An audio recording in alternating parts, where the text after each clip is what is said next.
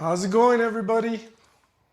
Welcome back to another series of videos going deeper on some subjects that I think people gloss over or maybe just touch on but don't go deep enough.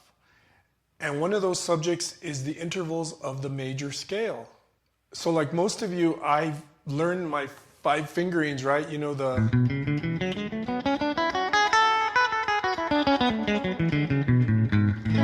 and so on up and down the neck. But it was a long time before I realized I don't really know the scale deep enough to really improvise with it.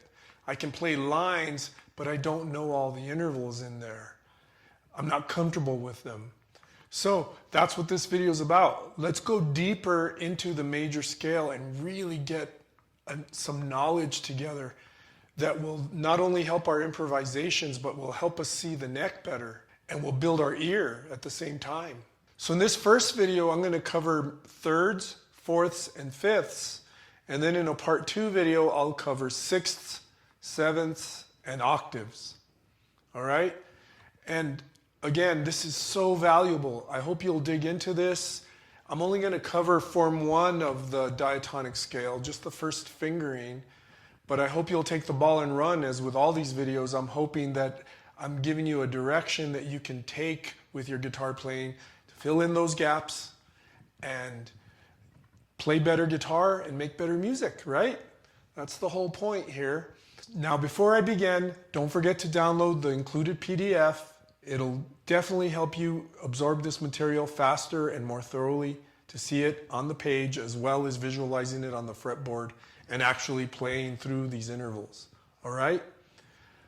Also, if you like what you're seeing, please ring the bell, subscribe, all that good YouTube stuff. I would definitely appreciate it. It leads to more eyes viewing these videos, and which means I'm helping more players get better.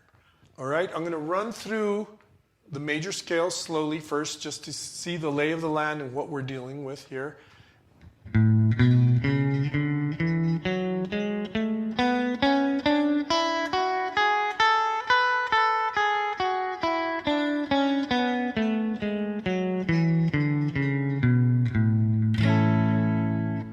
So that was the A major scale at the 5th position, right, the 5th fret.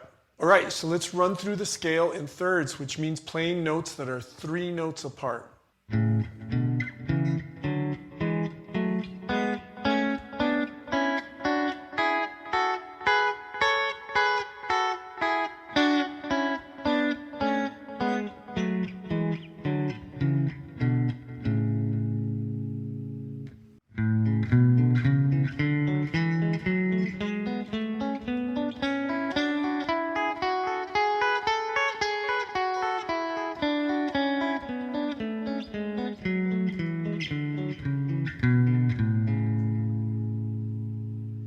You may have noticed I went beyond the octave, and it's just because I think it sounds really good to go all the way up to the root there, the root harmonization. So that was the scale harmonized in thirds.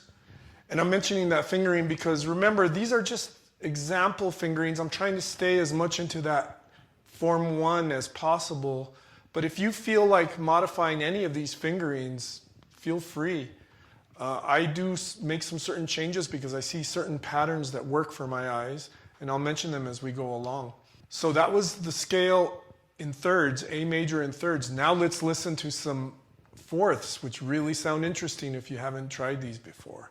All right, so here's A major harmonized with notes 4 notes apart, diatonic fourths.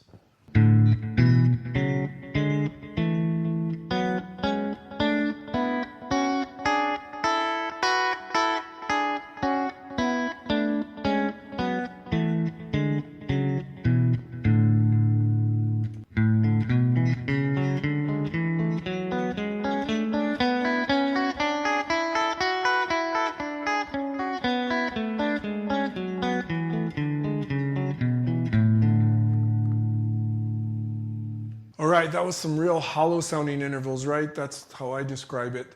And it doesn't sound like very melodic at first, right? Or very sweet sounding. But if you try it over a chord progression, which I think I will do in some future videos, you'll hear some interesting material that you may never have come across if you didn't work on the major scale just a little deeper than learning the lines. You know, learning the scale in position, but learning the harmonies as well.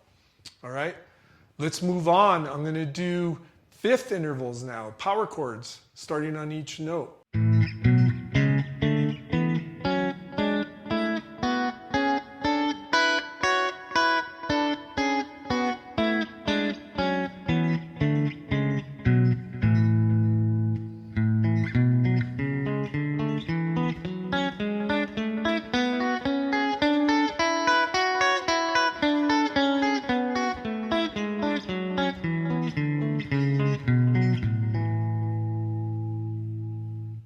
So that was A major harmonized with notes 5 notes apart. Fifth intervals are power chords. All right, I'm going to stop here on part 1 and finish this off with sixths, sevenths, and octaves in the next video. So stay with me. I'm Daryl Dominguez. Don't forget to download the included PDF, and I'll look forward to seeing you in part 2. Thank you. Peace.